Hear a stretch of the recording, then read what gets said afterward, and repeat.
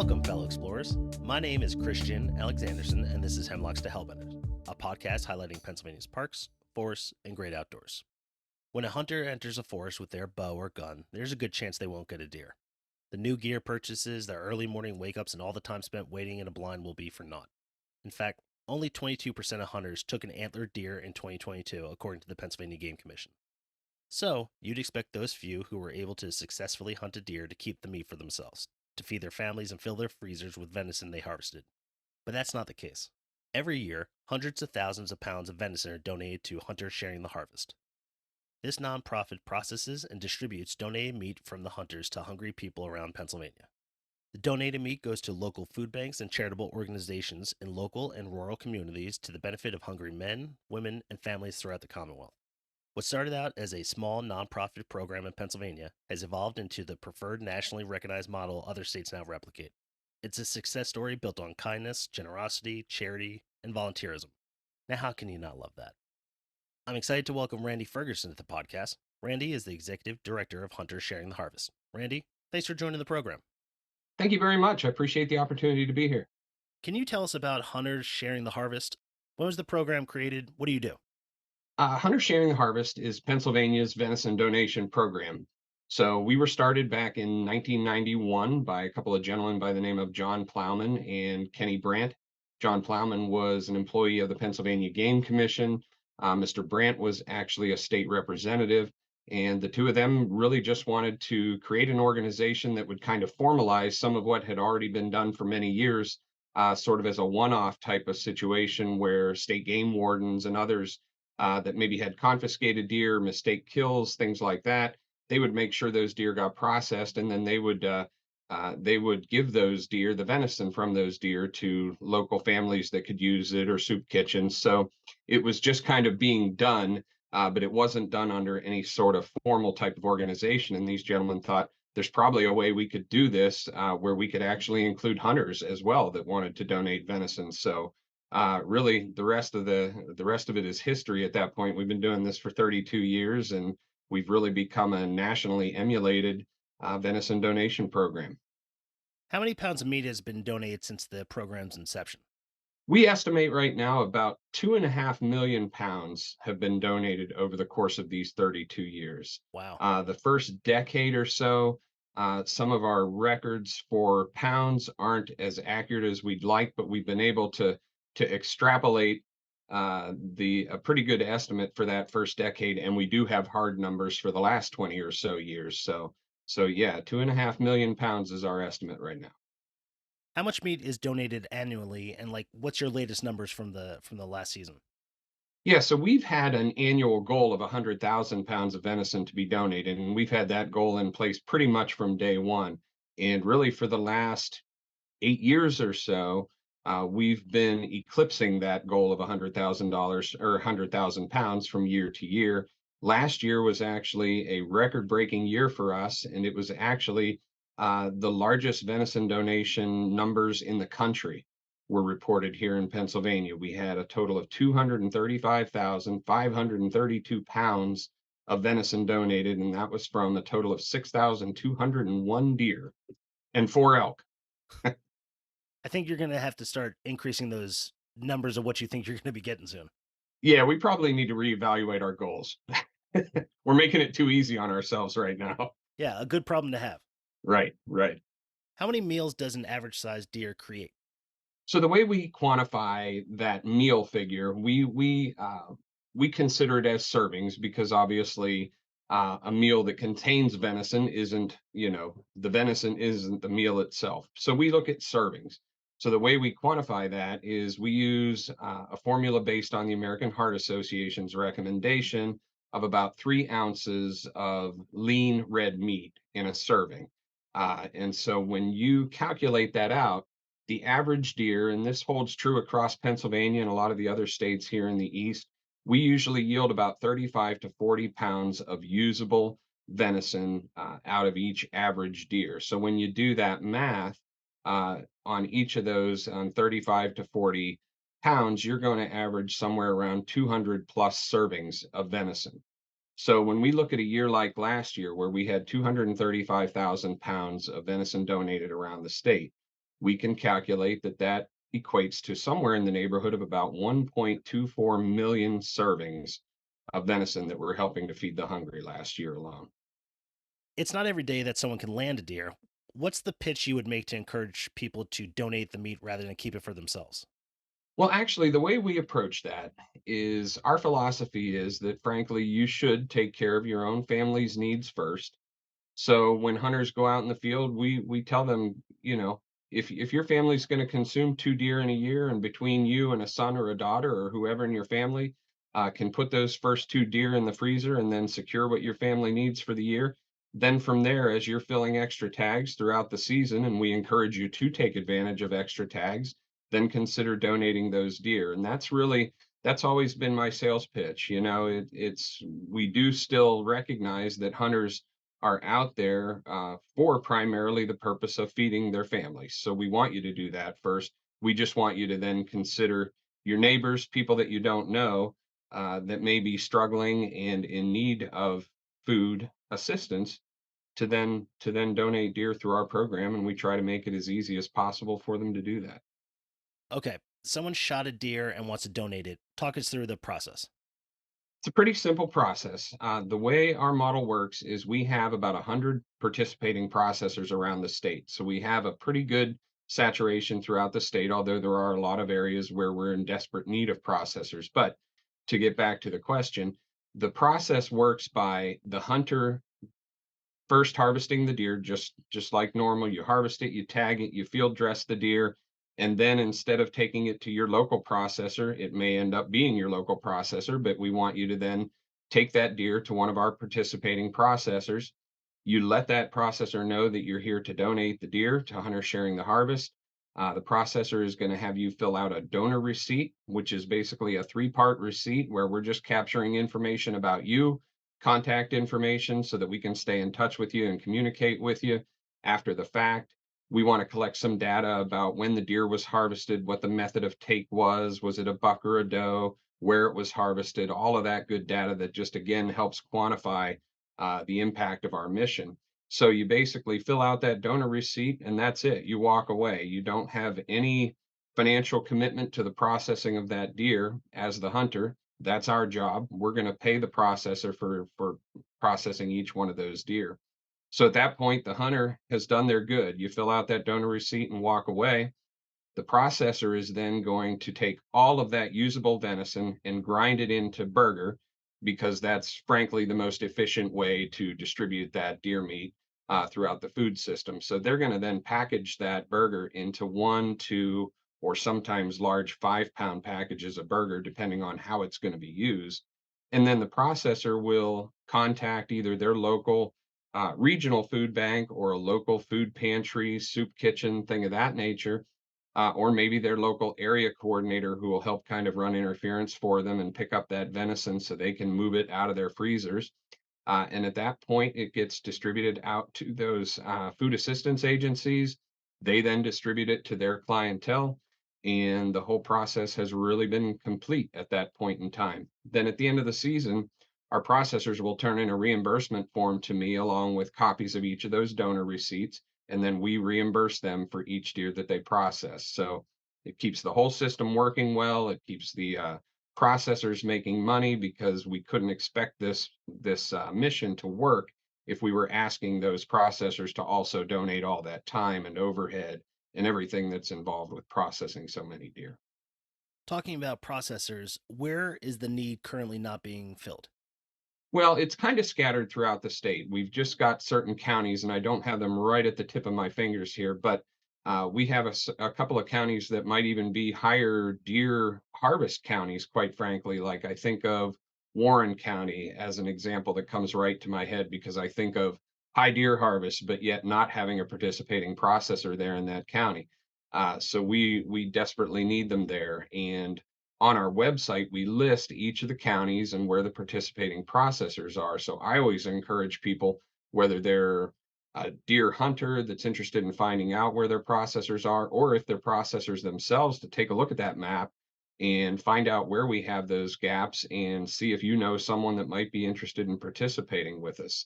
Because that's really one of the key operational objectives that I have every day is just trying to increase the number of processors we have so that hunters don't have to travel very far at all to donate deer. And in some counties, we're very well equipped.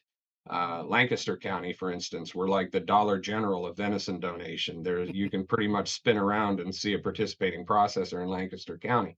But in others, we just have more of a need. So it's one of those things. As an organization, we look at ways we can try to even help that industry out because it's been kind of contracting over the years. You've got a lot of generational family-run processing businesses, so similar to other businesses that are in that same model. Sometimes the younger generation that's preparing for their career and what they want to do the rest of their lives might not be what dad and granddad did for the last 40 or 50 years, so there's some of that issue at play. There's a lot of cost issues that processors have, and just different factors. Finding good employees, a good steady workforce can be an issue for them. So we look at that industry and think of, how can we kind of help moving forward to encourage and kind of fill a pipeline with potential entrepreneurs that want to be deer processors down the road. So we're into a lot of that type of thing too, working with people like the Department of Education and the Department of Ag and Penn State that has a meat processing program to talk to them about ways we can get the meat cutting trades in front of students when they're thinking about what they're going to do post-secondary education, or adult learners that are looking for a new skill. In Pennsylvania, it's kind of hard to throw a pine cone and not hit a hunter. How do you get this information to the hands of the people that are going to be donating the meat? We use a lot of pretty much just grassroots marketing, to be quite honest with you. We don't do a whole lot of paid advertising or anything like that, but we have a great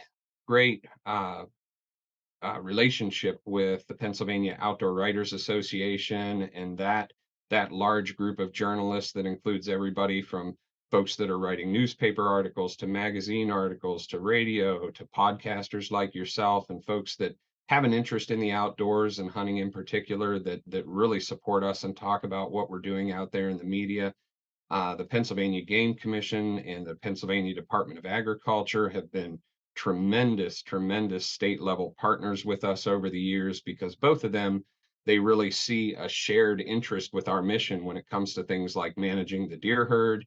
And in the case of the Department of Agriculture, they're concerned about things like feeding people. They're concerned with the food assistance system in Pennsylvania. And of course, they represent hunters who obviously have issues with crop damage from deer and so forth. So those two agencies help us with funding. They help us with our communication efforts. The Game Commission, especially when it comes to communications, has just been really phenomenal in recent years. They're developing quite a marketing and communications team there that's doing good on social media and with their publications like the Game News and the website, and just a general very good outreach program. So a lot of these things are helping us. And then we really rely on a large group of what I call our volunteer field staff out there, which are our area coordinators that are volunteers for the program, that just have a passion for what we're doing, and they might have a gift for communication. They're comfortable talking to groups. They're comfortable talking one-on-one with people that might be potential supporters of the organization. They're out there helping us recruit processors and just basically spreading the word about what we're doing here in Pennsylvania. And then, of course, we have our own social media platforms and a very good website that has a lot of information, pretty much anything you want to know about the program. So we're kind of doing everything the old-fashioned way, but trying to take advantage of all the new media opportunities that are available out there without spending a lot of money. Let's stay with the processors. At what point do you check for chronic wasting disease and issues that affect the meat directly? So the way we handle chronic wasting disease is we have, for a number, well, basically since it became an issue here in Pennsylvania, we've had a protocol in place that says we're going to err on the side of safety at all costs. So although there's been no connection between CWD and humans ever shown to date, we want to make sure that the public is comfortable with the fact that any deer that are donated through our program are going to be free of CWD. And the way that we guarantee that is by asking the processors to quarantine any meat that comes from deer that were harvested in one of the disease management areas here in Pennsylvania that the Game Commission has defined and that has special rules and regulations for how you handle those deer. So what our processors do is they quarantine that meat if it came from a DMA. The hunter is then responsible to have a head test performed on that deer to confirm that it is negative for CWD. And when that test comes back as a not detected result, then they inform the processor, let them have a copy of whatever communication they have or a screenshot from the website where they looked up their account on the portal to where it shows that negative result. And then at that point, the processor is free to distribute that venison out to the public. So we've made sure at that point that any deer that are donated here before they hit the food system are going to be free of CWD. And if in the case, and I can't even think of a case since I've been on board in the last 2.5 years where we have had a positive CWD test come back. But if that happens while that deer meat's quarantined, then the processor is just going to dispose of that deer meat per the regulations and procedures that they have in place to handle that product. So that's how we handle CWD in the state. For the last 5, 6, 7 years now, it's pretty much just been confined to processors within the DMAs because the rules up until this year have been that deer harvested within a DMA had to stay within that DMA. So in other words, if I were an Erie County hunter and I was hunting down in Somerset County, for instance, that was in a DMA, when I would harvest a deer, I'd have to find a processor down there to have that deer processed. Meanwhile, I'm back home in Erie 2 weeks later when I get the call that my deer meat's ready. So then I'd have to travel back to Somerset to pick up that deer meat. So it became quite a hassle for the hunters. The Game Commission has relaxed that rule this season so that hunters can take the deer out of the DMA as long as they take it to a processor that is approved by the Game Commission, and they're working hard. They've already got quite an extensive list of those processors. Most of our processors are already on that list or working to get on that list. But basically, what that does for our program this year that I've had to just communicate with each of our processors that haven't been affected by this in the past, that they will now have to follow this same protocol that the processors in the DMAs have been following for these last several years. So it becomes a bit of a hiccup when you have processors that just don't have very much freezer space. So it's not easy for them to quarantine deer meat and wait for sometimes a month or so to get test results back. So in those cases, we have given them the option to opt out of being able to accept deer from the DMAs if that's the case, because we recognize the difficulties that they have with that type of thing. So in those cases, we're going to list on our website with each of those processors if they're not able to take deer from the DMAs. So at the same time, we're looking at things like a potential pilot program where maybe we would source a local reefer truck or large freezer or something, walk-in freezer that we could locate somewhere centrally that some of our processors could find the space to quarantine meat while we're awaiting head test results and so forth. So we're looking at contingencies there. I don't think it's gonna be an overwhelming issue for us this year. I think overall, the change in the rules are gonna make it easier on everybody. It's gonna take a lot of the strain off of the processors in the DMAs. It's gonna make it easier on hunters in general. And our processors are just gonna roll with this change. And the ones that can continue to take deer from DMAs will do that. And the ones that can't, they won't this year. And if they find out next year that the impact wasn't so bad and maybe they could have taken them, then we'll revisit next year.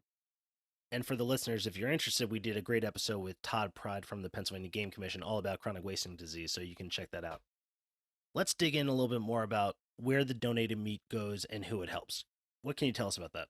Sure. So the way we do that is we ask the processors when they have venison that they need to have picked up.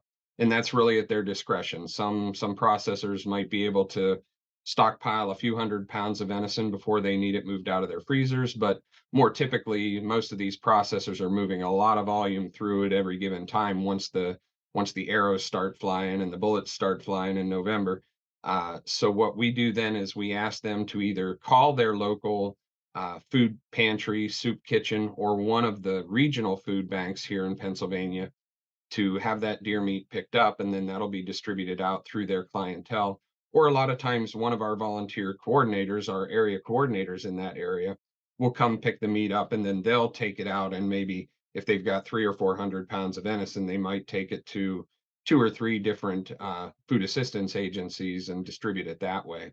But the nice thing about it is, one way or another, when a hunter donates a deer, they can rest assured that that venison is going to stay very close to their community. A lot of times it's going to stay right in their community because, in a lot of cases, that processor already has a relationship with a local food bank or food pantry, soup kitchen, and they'll just call them up and immediately come running for that venison. Other times, if it goes to a regional food bank, it's still going to be distributed within that region, so it's going to stay very close to home. And the food banks are good at knowing which one of their agencies can handle the venison, which ones need it the most, and so forth. So we let them kind of do their job at that point in time, but the processor just needs to get it to whoever they can as quickly as possible. And then we just ask them to keep track of all of that. Let us know how many pounds went to this regional food bank or to the local church or soup kitchen, so that we can quantify again how well it was distributed, what the geographic distribution of that venison has been. What makes venison such a nutritious, healthy meat?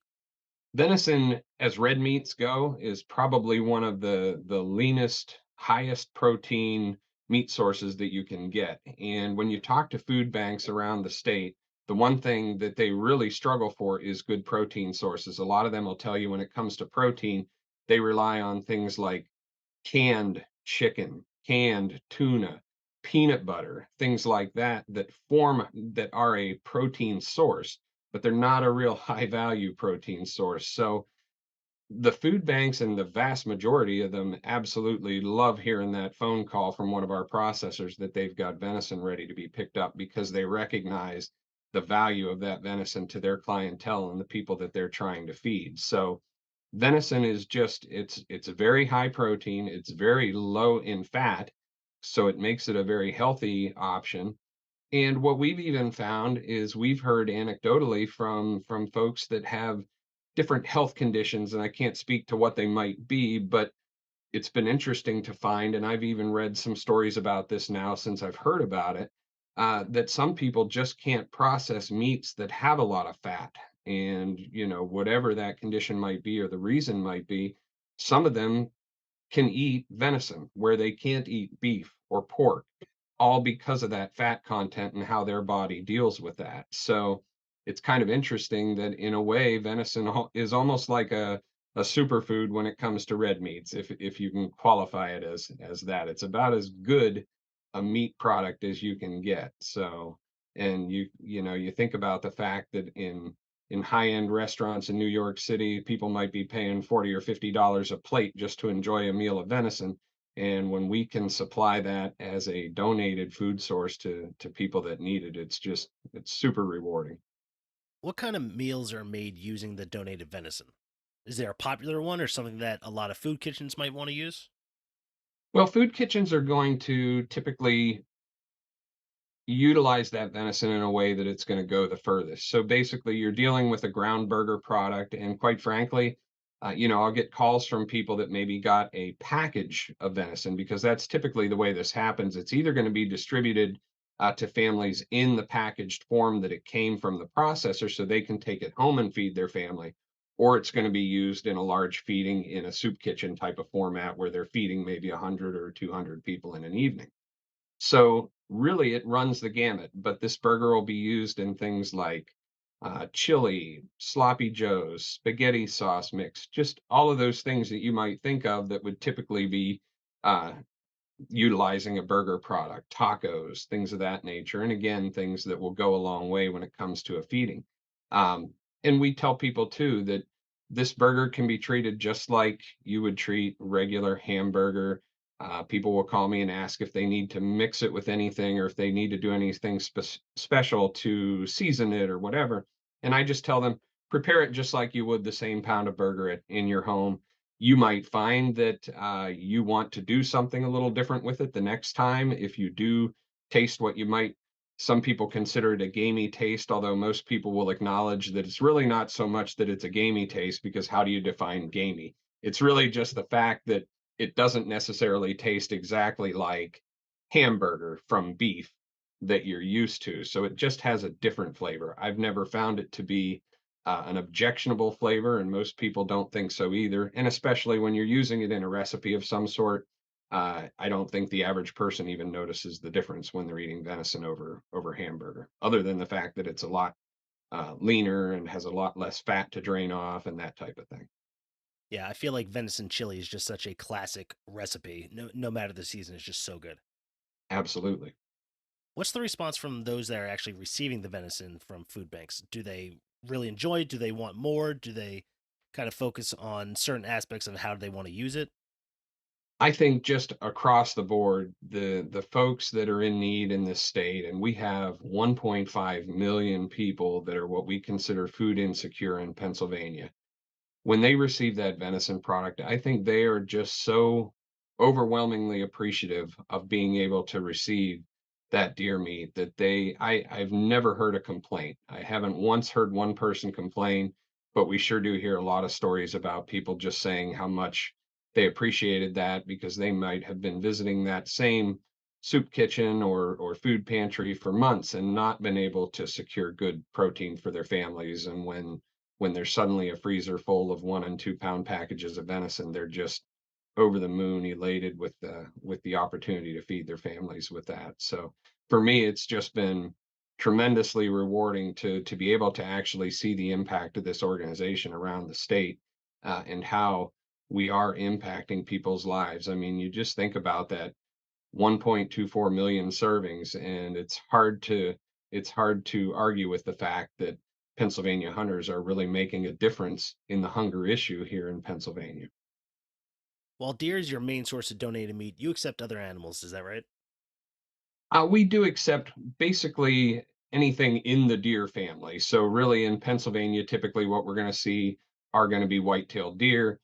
We do occasionally get elk donated. We actually had 4 elk donated last year, which was, I think, probably the most elk we've ever received. And I love when I hear from one of our processors that they got an elk in, because that tells me they're getting about, you know, probably 5 to 6 times as much meat out of that elk as they would have gotten out of a deer at least. So it goes a long way, and it's another very good, high quality meat. So, but we get a lot of calls. People want to know if we can take bear meat or if we can take other small game animals or ducks and geese and things of that nature. And really, the reason we don't accept other meat forms, and some states do, they may have figured out a way to handle this, but for us, it always comes down to the public safety and being able to really certify how that meat was processed. So when it comes to something that's typically going to be processed by the hunter, like small game and waterfowl and things of that nature, we just don't know how well it was handled. We don't know if it was done in a nice sanitary way or whether it was cooled down quickly after being harvested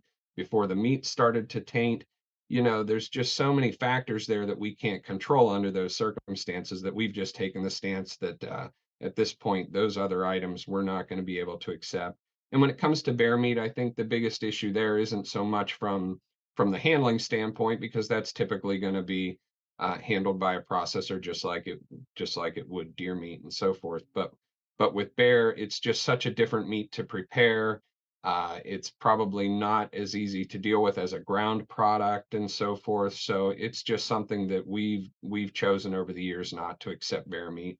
It's not to say that that may not happen somewhere down the road, but at this point, it's basically your deer family animals that we're accepting here in Pennsylvania. Where can people learn more about the program and where can they learn about donating? So the very best resource you can go to is our website, and it's a real easy one to remember. It's sharedeer.org, and it really has everything you want to know, everything from down to being able to see a map of the counties and what processors are available in each county. We encourage people to call some of these processors ahead of time if you're going to be hunting in a certain county or you live in a certain county, just to find out when they're taking deer and so forth. Some of them have some specific hours or days that they're accepting deer. You might want to get familiar with their Facebook pages and things like that, because a lot of times they'll be giving updates throughout the season saying, we're full today, can't accept any more deer until tomorrow or till Monday or whenever it might be. So I always tell people, find your processors, ahead of time, do a little planning just like you plan for the hunt, and think about those things that you need to have in mind when it comes to where you're going to take the deer and how you're going to be prepared to keep it cold and keep it well maintained until it gets to the processor. So at any rate, the website has that information. It has information on ways people can help us. Obviously, we're a 501c3 charitable organization, and really the way our whole mission works is by us reimbursing processors for their services. So as the increase in popularity to our program and the increased donations that we see each year, along come those higher reimbursement costs. And just to put it in perspective, this past season, when we had that record-breaking year, those 235,000 pounds of venison came at a reimbursement cost of right around $400,000, which uh, is still a deal when you think about that on a per pound breakdown, what we're paying for reimbursing those processors for their services. But as we want to continue to expand and have another 500 or 1,000 more deer harvested each year, I'm always doing the math and thinking, okay, so how many how many thousands more dollars do we need to raise to be able to fund that? So we're always looking for people that want to support us, whether it be corporations as sponsors or individuals that might just want to give an amount that's comfortable for them just to help support our mission. The other thing we're always looking for, like I had mentioned, is our volunteer coordinators. I always say we can't have too many volunteer coordinators out there. So there's an interest form you can fill out on our website. If you have a passion for what we're doing and want to help us in your area, there's information on CWD, there's handouts with data, just really everything you want to know about our program and how it works on that website. And that's sharedeer.org. Well, Randy, I hope you have many more record-breaking years. Thanks so much for being able to talk to us. We really appreciate it. I absolutely appreciate the opportunity. I love what you're doing with this podcast, and I'm glad we were able to come on and speak.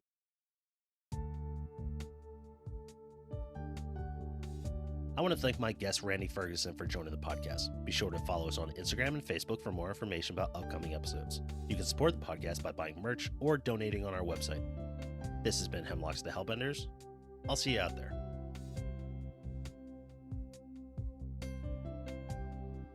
Hosting, production, and editing by Christian Alexandersen. Music by John Sauer. Graphics by Uncle Traveling Matt's Random Expedition.